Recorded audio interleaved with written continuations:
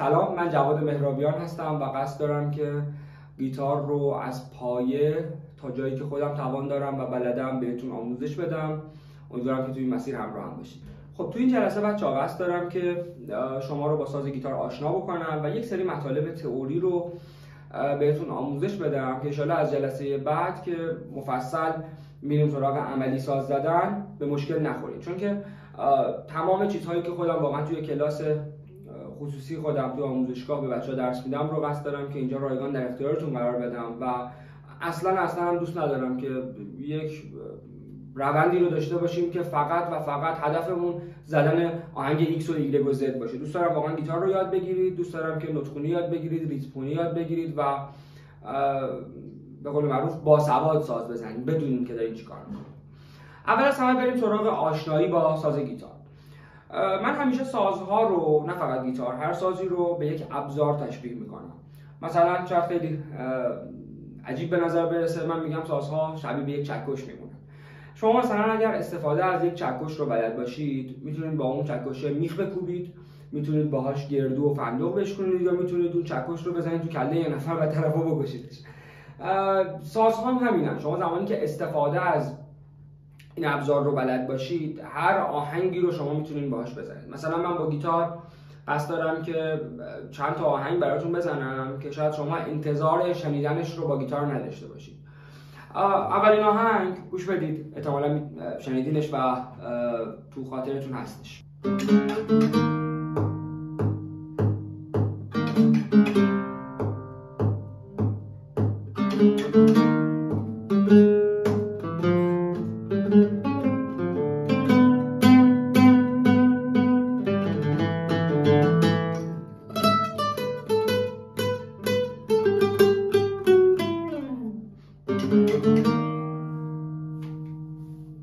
پلنگ صورتی، برنامه‌ای که خودم کودک بودم خیلی دوستش داشتم. ولی خب از اون بحث اصلیمون دور نشیم، انتظار این که پلنگ صورتی رو ما بخوایم با گیتار بزنیم یه مقداری دور از ذهنه. یا مثلا قطعه بعدی که میخوام براتون بزنم، همین اول کار معرفی میکنم، مرغ سحر استاد شجریان. گوش بدید.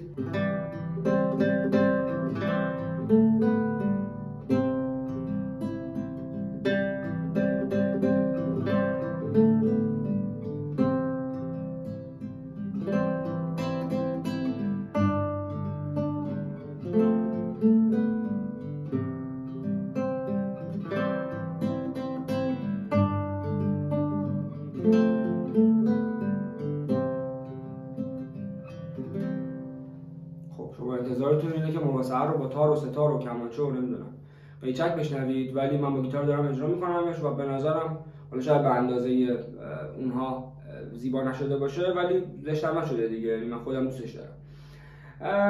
همینا رو بهتون گفتم که بگم شما زمانی که استفاده از این ابزار، استفاده از این ساز رو خوب یاد بگیرید، هر آهنگی میتونید باهاش بنوازید. اما هر سازی بسته به قابلیت هایی که داره، بسته به پیشینه‌ای که داره و رنگ صوتی که داره، یه سری سبک‌های موسیقی رو بهتر میتونه بنوازه.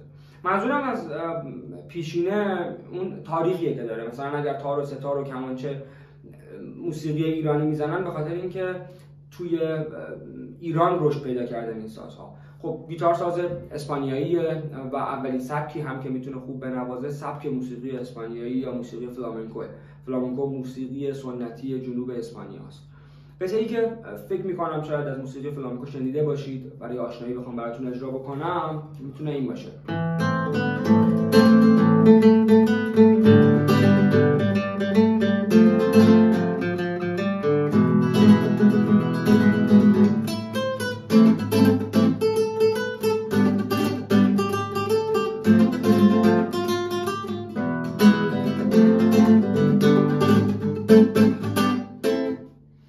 سبک دوم که به نظرم هم به خاطر پیشینش و هم به خاطر قابلیت‌هاش این سبک رو خیلی خوب میتونه بنوازه، سبک موسیقی کلاسیکه. حتما واژه موسیقی کلاسیک رو همتون شنیدین و چیزی که به عنوان موسیقی کلاسیک بخوام بهتون ارائه بدم که احتمالاً این موسیقی رو شنیده باشین، قطعه فورلیز از آقای بتهوونه.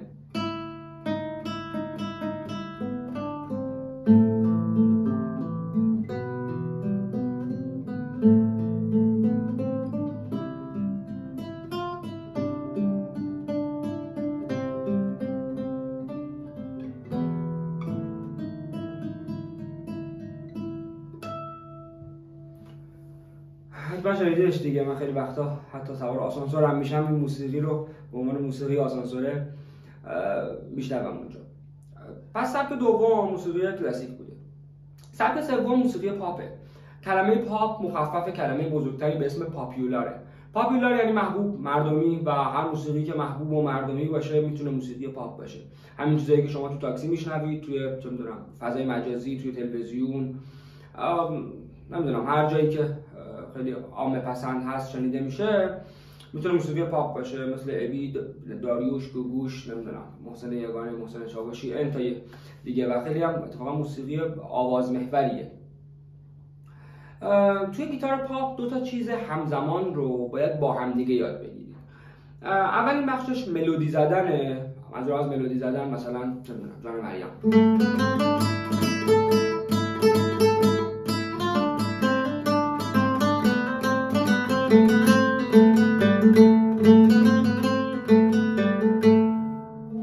و بخش دوم همراهی آوازه. اینکه شما بتونید، حالا نه فقط آواز، همراهی کردن در واقع، که شما بتونید با گیتارتون یک ساز دیگه یا یک آواز دیگه یا حتی آواز خودتون رو همراهی بکنید. حالا من چون ساز دیگه‌ای با نوازنده دیگه در واقع کنارم نیست، مجبورم که آواز بخونم براتون و همراهی آواز رو بهتون نشون بدم. مثلا چه می‌دونم، شاید قطعه اگه روز بری سفر خوب باشه، خیلی با گیتار شنیده شده و به قول یکی از دوستان همه با همین آهنگ گیتاریست شدن. اگه یه روز بری سفر، بری ز پیشم بی خبر، اسیر رویاها میشم، دوباره باز تنها میشم. به شب میگم پیشم بمونه، به باد میگم تا صبح بخونه از دیار یاری، چرا میری تنها میذاری. من سبک‌ها رو براتون معرفی کردم، ولی میخوام برگردم به همون حرف اول خودم. قصد ندارم که واقعا شما رو درگیر سبک خاصی بکنم. دوست دارم از هر چیزی توی این روند کلاس هامون بهتون یاد بدم و در واقع استفاده از ابزار رو بتونه بدم و بین همین این سبک‌ها یه سری چیزا مشترکن. حالا در قالب سبک پاپ شاید بتونم بهتون بگم. در قالب سبک پاپ میخوام که در واقع استفاده از گیتار رو بهتون یاد بدم. این بود از آشنایی ما با ساز گیتار. تو قسمت بعدی میخوام در رابطه با تئوری موسیقی باهاتون صحبت بکنم. ببینید بچه‌ها، تئوری موسیقی خیلی چیز مهمیه و چون ما قراره که از روی نوت ساز بزنیم، این قسمت میتونه خیلی براتون مهم باشه. پس ازتون خواهش میکنم که خیلی با دقت گوش بدید و حتی به نظرم چه میدونم یادداشت برداری بکنید، نوت برداری بکنید که به درتون میخوره. ببینید موسیقی یک زبانه، مثل همه زبانهای دنیا، مثل من و شما که داریم الان با هم فارسی صحبت میکنیم. من صحبت میکنم، شما صحبت نمیکنید، سعادت شنیدن صدای شما رو ندارم. مثل من که دارم باتون فارسی صحبت میکنم، یا دو نفری که ممکنه انگلیسی با هم صحبت بکنن، ممکنه با هم دیگه به هر زبان دیگه نمیدونم صحبت بکنن و هدف این زبانها ارتباط برقرار کردن. ما هم با موسیقی قصد داریم که ارتباط برقرار کنیم. چطور؟ قراره که من ساز بزنم یا شما ساز بزنید یا یک نوازنده ساز بزنه و چی گفتم؟ و با مخاطب خودش بتونه ارتباط برقرار بکنه، بتونه احساسات و عواطف اون مخاطب رو برانگیخته بکنه. خب هر زبانی یه حروف الفبایی داره. مثلا ما تو فارسی از الف داریم تا ی، توی انگلیسی A داریم تا Z، توی فلان زبان از X داریم تا Y که من نمیدونم حالش چیه اینا. ولی موسیقی به اندازه زبان‌های دیگه حروف الفبای در واقع طویلی نداره، تعدادشون زیاد نیست. به ترتیب دو، ر، می، فا، سل، لا و سی. ولی این دو، ر، می، فا، سل، لا، سی اینجوری نیست که از دو شروع شه سی تموم بشه. مثل عقربه‌های ساعت میمونه که ما از یک وقتی میشمریم دوباره به 12 میرسیم، بعد 12 دوباره یک دیگه داریم. پس ما بعد از در واقع اینکه شمردیم و گفتیم دو، ر، می، فا، سل، لا، سی، دوباره بعد سی یک دو دیگه داریم. موسیقی یک زبان جهانیه، زبانیه که جغرافیا نمیشناسه. یعنی شما میتونید توی ایران زندگی بکنید و بگید من عاشق موسیقی مثلا سلندیونم، یا من چه میدونم موسیقی کره‌ای دوست دارم، موسیقی ژاپنی دوست دارم، موسیقی آمریکایی دوست دارم، فلامنکو دوست دارم، نمیدونم کلاسیک دوست دارم، هر چیزی. کسی جلوی شما رو نمیتونه بگیره. کسی نمیتونه بگه مثلا فلانی تو چرا دوست داری سلندیون گوش بدی، دوست داری ادل گوش بدی. یا آقا دوست دارم، به تو چه ربطی داره؟ دوست دارم که این موسیقی رو گوش بدم، من از این لذت میبرم. یا یه نفری ممکنه اون سر دنیا زندگی بکنه، توی یک روستای دورافتاده‌ای در مثلا نروژ زندگی بکنه و بگه من مثلا عاشق موسیقی سنتی ایرانم، دوست دارم که شجریان گوش بدم، دوست دارم نی استاد کسایی رو گوش بدم. کسی جلوی اونم نمیتونه بگیره دیگه، میگه من از این موسیقی لذت میبرم. حالا چون جغرافیا نداره، قراره که قواعدی که من الان بهتون میگم تو کل دنیا یکسان باشه. به ازای این دوره می فا صل لا سی که گفتم، به هر کدوم از اینها ما یک حرف انگلیسی اطلاق دادیم. یعنی هر کدوم ما که نه در واقع بزرگان موسیقی این کارو کردن و به عنوان قاعده پذیرفته شده. به هر کدومشون یه حرف انگلیسی دادن و به ترتیب میگیم C, D, E, F, G, A, B. یعنی برای دو میگیم C، برای ر D، می E، فا F، سل G، لا A و C هم B. حتما میخوام که اینا رو حفظ بکنید چون توی آکوردها بعدا خیلی به کارمون میاد که بدونیم مثلا حرف B انگلیسی نشون دهنده نوت C. حالا یه زمانی ما کلاس اول ابتدایی رفتیم، یه دفتر یک خط آوردن جلوی ما، گفتن که شما روی یک خط بیاین بنویسین بابا آب داد. بعد رفتیم کلاس حالا دوران ما اول راهنمایی یا قبلش کسی کلاس زبان رفته باشه، واسه بچهای جدید کلاس هفتم، در واقع برای زبان انگلیسی به ما گفتن که روی دو خط باید این ABCD ها رو بیایم یادداشت بکنیم و بنویسیم. ولی تو موسیقی دیگه ما یک خط و دو خط نداریم، 5 خط داریم که به این 5 خط میگیم 5 خط حامل. 5 خط حامل رو بچه‌ها از پایین به سمت بالا میشماریم و اسمش رو دیگه حامل، حمل کننده. قراره برای ما چی حمل بکنه؟ نوت‌های موسیقی رو برای ما باید حمل بکنه که حتما تو این شکلی که حالا میذارم روی صفحه میبینید که چطوری این نوت‌ها روی 5 خط حامل قرار میگیرن. حالا اگر شما از من بپرسین که هر کدوم از این نوت‌هایی که دوست دارین رو بپرسین، بگین مهراب بیا مثلا این فلان نوتی که دارم بهت نشون میدم اسمش چیه؟ من خیلی راحت بهتون میگم نمیدونم اسمش چیه.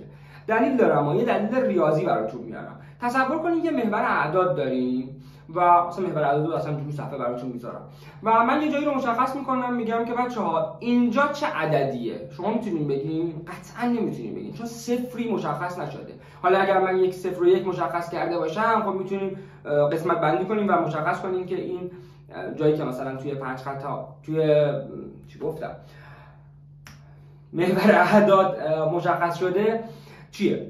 صفر ما رو توی موسیقی علامت کلید سل میده.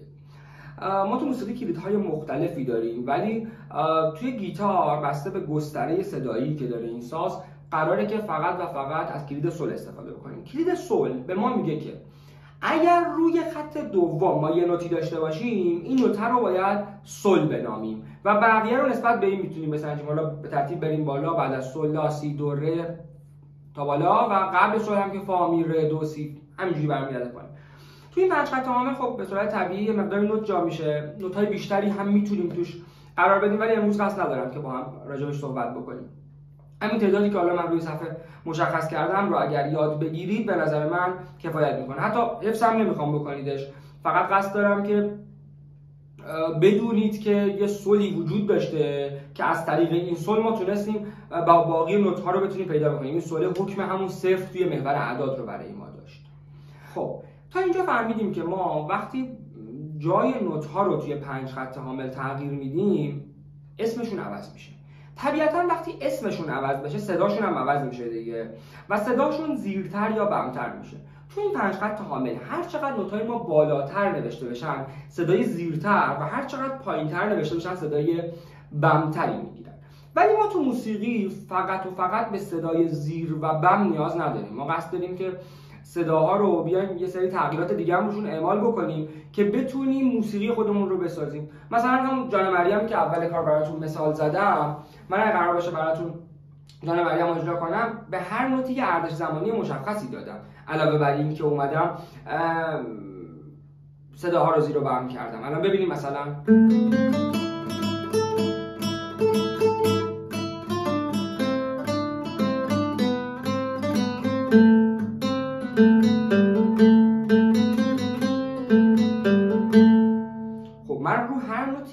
اندازه مشخصی موندم، به هر کدوم یک کشش زمانی مشخصی دادم. منظورم از کشش زمانی اینه که مثلا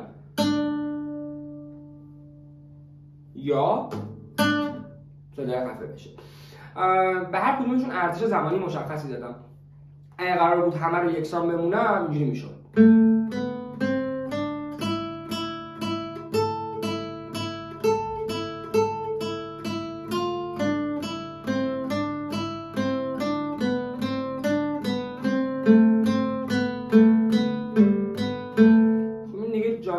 نبود دیگه، جان جواد بود. یعنی ماهیت اون آهنگه به هم میریزه.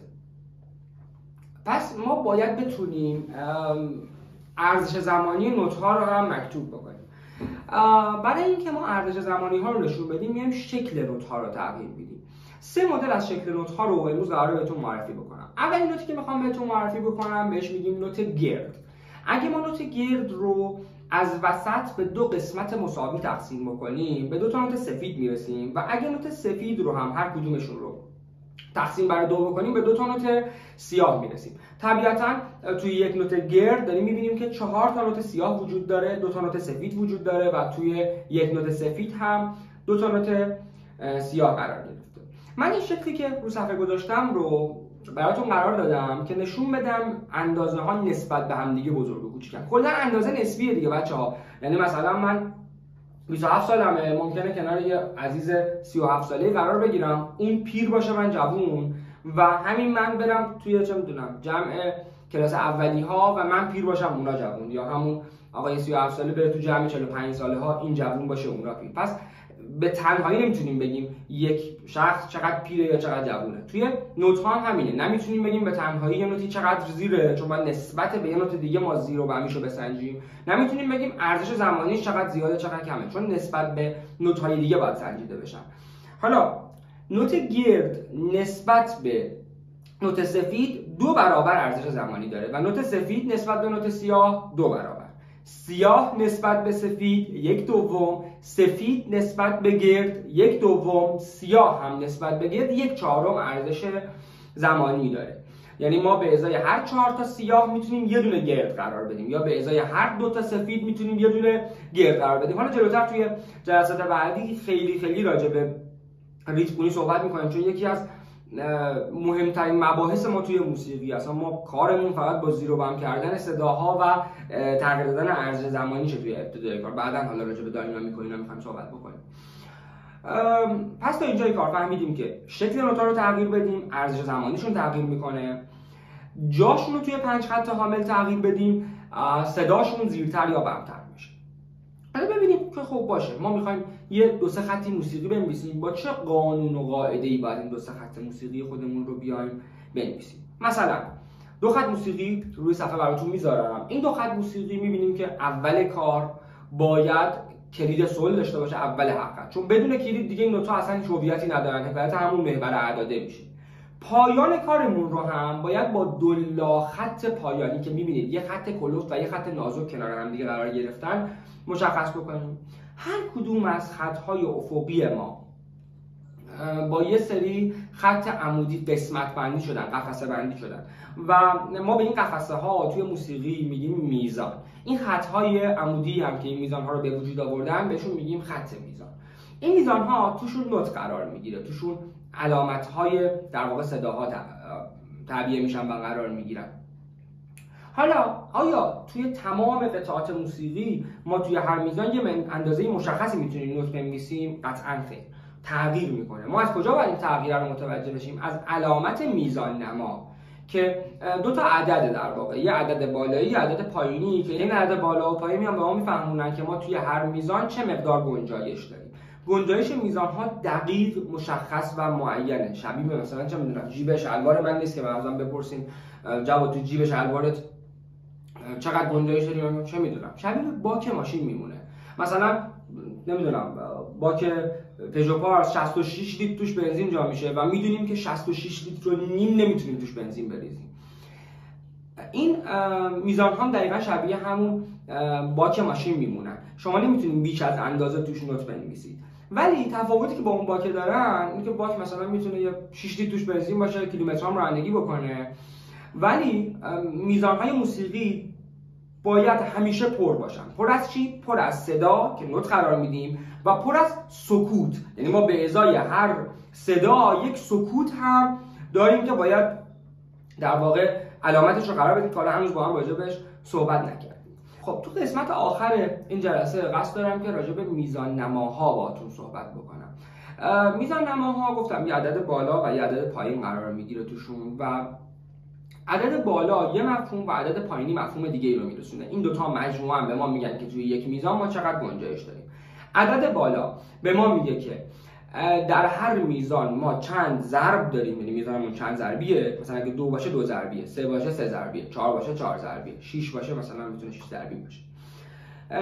و عدد پایین به ما میگه که ما چه نوع ضربی داریم. چون دیدیم دیگه ما نوت سیاه داشتیم، نوت سفید داشتیم، نوت گرد داشتیم، بعدها چنگ و دولا چنگ و سلا چنگ داریم که هنوز ما هم راجع بهش صحبت نکردیم. پس خیلی مهمه چه نوع ضربی داشته باشیم. یعنی میمونه که شما به من بگی تو جیب چند تا میوه جا میشه، قطعا من میگم چند تا از چه میوه‌ای. ممکنه تو جیبم 10 تا مثلا چه میدونم آلوچه جا بشه و یه دونه پرتقال تامسون من تو جیبم نتونم جا بدم.